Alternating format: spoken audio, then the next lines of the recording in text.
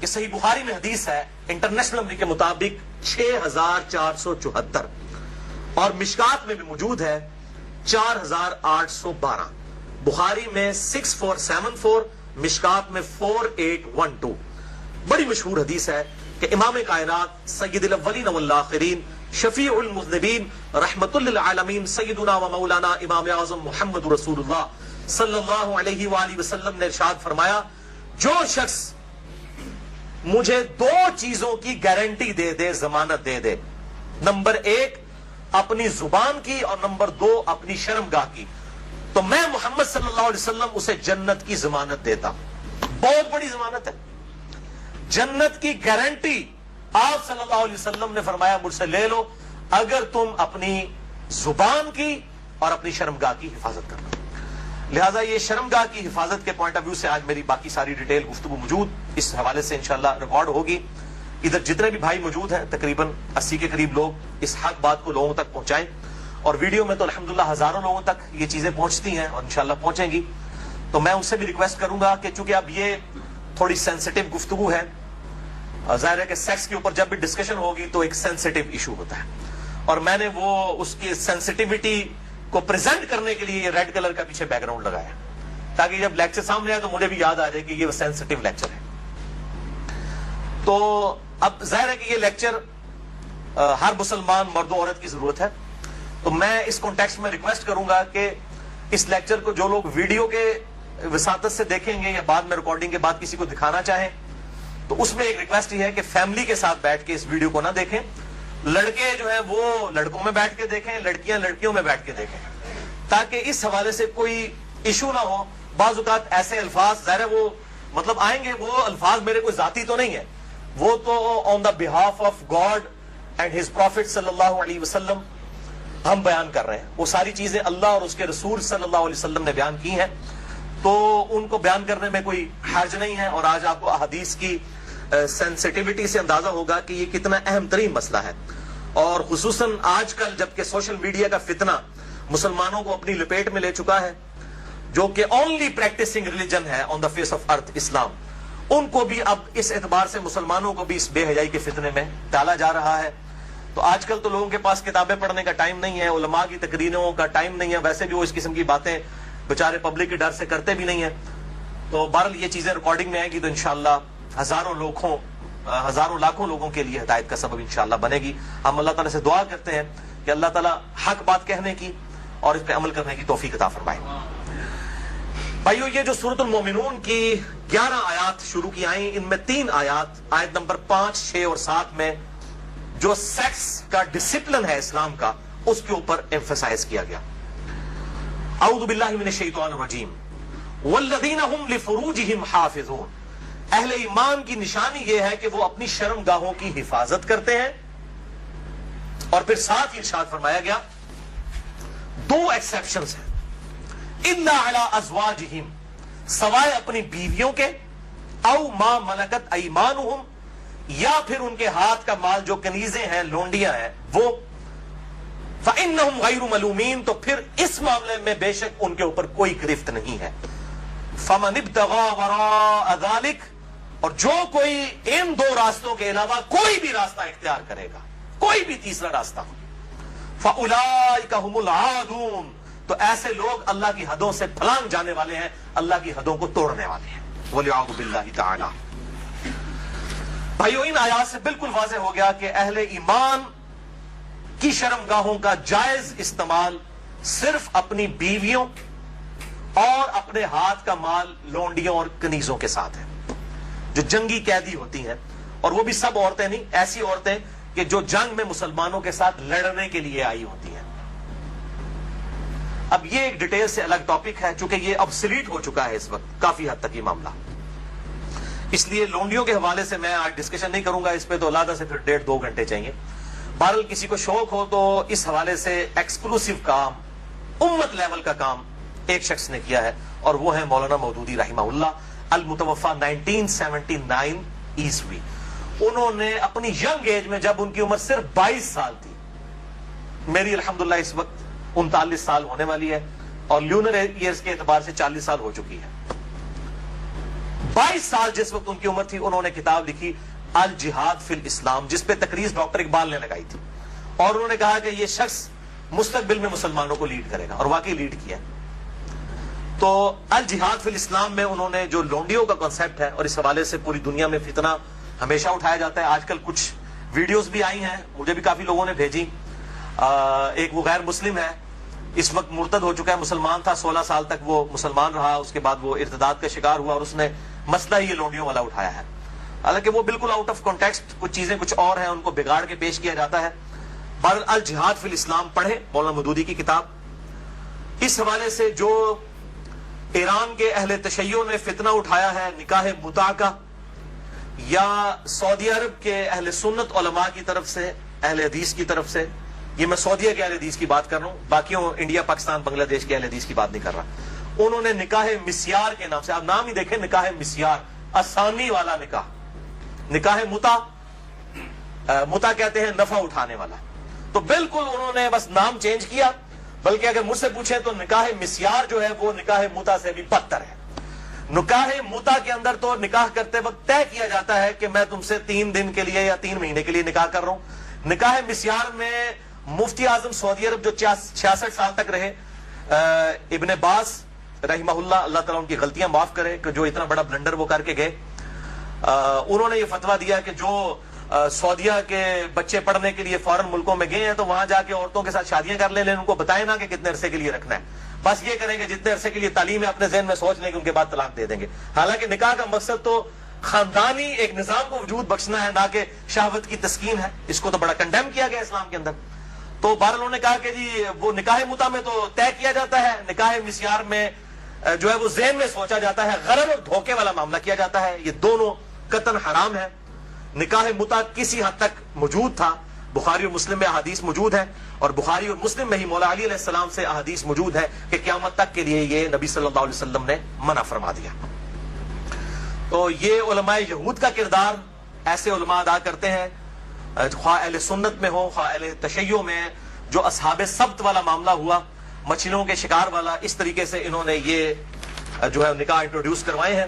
اس حوالے سے میرا ایک ایکسکلوسیو کلپ بھی ہے تقریباً 8 منٹ کا، وہ 50,000 سے زیادہ لوگ یوٹیوب پہ دیکھ چکے ہیں۔ اس کے علاوہ بھی بڑا عام ہوا میرا جو قرآنک لیکچر نمبر 52 تھا، 2011 میں ریکارڈ ہوا تھا، آج سے 5 سال پہلے، اس میں ایک کلپ کاٹ کے چڑھا ہوا ہے، آپ اگر لکھیں یوٹیوب پہ جا کر شیعہ کا نکاح متع اور سنی کے نکاح مسیار کی حقیقت، آپ یہ رومن میں لکھیں، بلکہ آپ شیعہ کا نکاح متع یہ لکھ دینا تو میرے ہی کلپ ٹاپ پہ کھلے گا، کیونکہ سب سے زیادہ کلپ وہی دیکھا گیا، تو میں نے اس کے اندر جو ہے وہ اس پوائنٹ آف ویو سے گفتگو کی ہے، آج میں اس کی ڈیٹیل میں نہیں جاؤں گا۔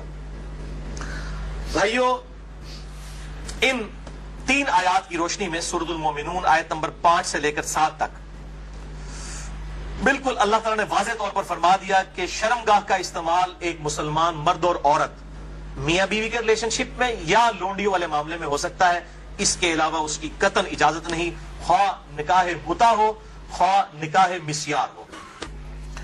تو بھائیو، جو شرمگاہ کا استعمال ہے صرف 2 صورتوں میں جائز ہے، اس میں سے بھی اب ایک صورت ہی پریکٹیکلی باقی رہ گئی ہے، وہ بیویوں کے ساتھ اور دوسرا لونڈیوں کے ساتھ۔